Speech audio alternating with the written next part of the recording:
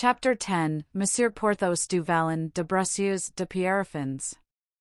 Thanks to what Aramis had told him, D'Artagnan, who knew already that Porthos called himself du Vallon, was now aware that he styled himself, from his estate, de Bracieux, and that he was, on account of this estate, engaged in a lawsuit with the Bishop of Noyon.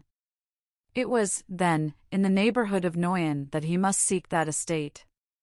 His itinerary was promptly determined. He would go to Dammartin, from which place two roads diverge, one toward Soissons, the other toward Compiègne. There he would inquire concerning the Bracieux estate and go to the right or to the left according to the information obtained. Planchet, who was still a little concerned for his safety after his recent escapade, declared that he would follow D'Artagnan even to the end of the world, either by the road to the right or by that to the left, only he begged his former master to set out in the evening, for greater security to himself. D'Artagnan suggested that he should send word to his wife, so that she might not be anxious about him, but Planchet replied with much sagacity that he was very sure his wife would not die of anxiety through not knowing where he was, while he, Planchet, remembering her incontinence of tongue, would die of anxiety if she did know. This reasoning seemed to D'Artagnan so satisfactory that he no further insisted, and about 8 o'clock in the evening, the time when the vapours of night begin to thicken in the streets, he left the Hôtel de la Chevrette, and followed by Planchet set forth from the capital by way of the Saint-Denis gate. At midnight the two travellers were at Dammartin, but it was then too late to make inquiries. The host of the Cygne de la Croix had gone to bed. The next morning D'Artagnan summoned the host, one of those sly Normans who say neither yes nor no and fear to commit themselves by giving a direct answer. D'Artagnan, however, gathered from his equivocal replies that the road to the right was the one he ought to take, and on that uncertain information he resumed his journey. At 9 in the morning he reached Nanteuil and stopped for breakfast. His host here was a good fellow from Picardy, who gave him all the information he needed.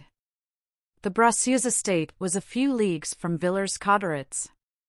D'Artagnan was acquainted with Villers-Cotterets, having gone thither with the court on several occasions, for at that time Villers-Cotterets was a royal residence. He therefore shaped his course toward that place and dismounted at the Dauphin d'Or. There he ascertained that the Bracieux estate was 4 leagues distant, but that Porthos was not at Bracieux.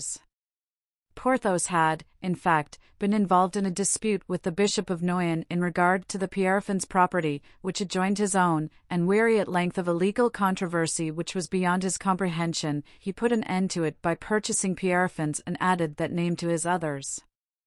He now called himself du Vallon de Bracieux de Pierrefonds, and resided on his new estate.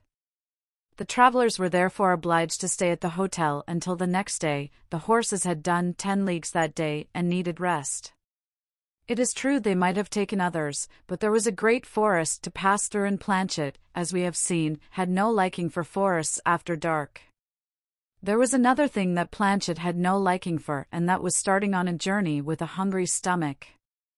Accordingly, D'Artagnan, on awaking, found his breakfast waiting for him. It need not be said that Planchet, in resuming his former functions, resumed also his former humility, and was not ashamed to make his breakfast on what was left by D'Artagnan. It was nearly 8 o'clock when they set out again. Their course was clearly defined. They were to follow the road toward Compiègne, and on emerging from the forest turn to the right. The morning was beautiful, and in this early springtime the birds sang on the trees, and the sunbeams shone through the misty glades, like curtains of golden gauze. In other parts of the forest the light could scarcely penetrate through the foliage, and the stems of 2 old oak trees, the refuge of the squirrel, startled by the travellers, were in deep shadow. There came up from all nature in the dawn of day a perfume of herbs, flowers, and leaves, which delighted the heart. D'Artagnan, sick of the closeness of Paris, thought that when a man had 3 names of his different estates joined one to another, he ought to be very happy in such a paradise. Then he shook his head, saying, "If I were Porthos and D'Artagnan came to make me such a proposition as I am going to make to him, I know what I should say to it." As to Planchet, he thought of little or nothing, but was happy as a hunting hound in his old master's company. At the extremity of the wood D'Artagnan perceived the road that had been described to him, and at the end of the road he saw the towers of an immense feudal castle. "Oh, he said, "I fancied this castle belonged to the ancient branch of Orleans." Can Porthos have negotiated for it with the Duc de Longueville? Faith, exclaimed Planchet, here's land in good condition. If it belongs to Monsieur Porthos, I wish him joy.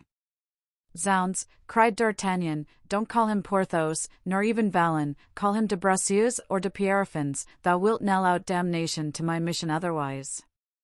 As he approached the castle which had first attracted his eye, D'Artagnan was convinced that it could not be there that his friend dwelt. The towers, though solid and as if built yesterday, were open and broken.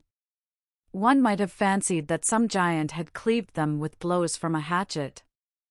On arriving at the extremity of the castle, D'Artagnan found himself overlooking a beautiful valley, in which, at the foot of a charming little lake, stood several scattered houses, which, humble in their aspect, and covered, some with tiles, others with thatch, seemed to acknowledge as their sovereign lord a pretty chateau, built about the beginning of the reign of Henry IV, and surmounted by 4 stately, gilded weathercocks. D'Artagnan no longer doubted that this was Porthos's pleasant dwelling-place. The road led straight up to the chateau which, compared to its ancestor on the hill, was exactly what a fop of the coterie of the Duc d'Enghien would have been beside a knight in steel armor in the time of Charles VII. D'Artagnan spurred his horse on and pursued his road, followed by Planchet at the same pace. In 10 minutes D'Artagnan reached the end of an alley regularly planted with fine poplars and terminating in an iron gate, the points and crossbars of which were gilt. In the midst of this avenue was a nobleman, dressed in green and with as much gilding about him as the iron gate, riding on a tall horse. On his right hand and his left were 2 footmen, with the seams of their dresses laced. A considerable number of clowns were assembled and rendered homage to their lord. Ah, said D'Artagnan to himself, can this be the Seigneur du Vallon de Bracieux de Pierrefonds? Well a day! How he has shrunk since he gave up the name of Porthos. This cannot be Monsieur Porthos, observed Planchet, replying, as it were, to his master's thoughts. Monsieur Porthos was 6 feet high, this man is scarcely 5. Nevertheless, said D'Artagnan, the people are bowing very low to this person. As he spoke, he rode toward the tall horse, to the man of importance and his valets. As he approached, he seemed to recognize the features of this individual. Jesu, cried Planchet, can it be? At this exclamation the man on horseback turned slowly and with a lofty air, and the 2 travelers could see, displayed in all their brilliancy, the large eyes, the vermilion visage, and the eloquent smile of Mousqueton.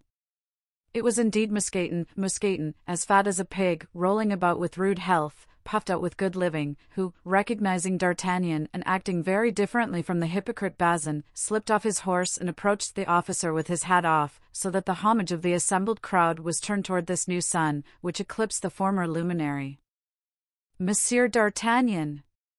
Monsieur D'Artagnan, cried Mousqueton, his fat cheeks swelling out and his whole frame perspiring with joy, Monsieur D'Artagnan! Oh! What joy for my lord and master, du Vallon de Bracieux de Pierrefonds! Thou good Mousqueton! Where is thy master? You stand upon his property. But how handsome thou art, how fat! Thou hast prospered and grown stout, and D'Artagnan could not restrain his astonishment at the change good fortune had produced on the once famished one.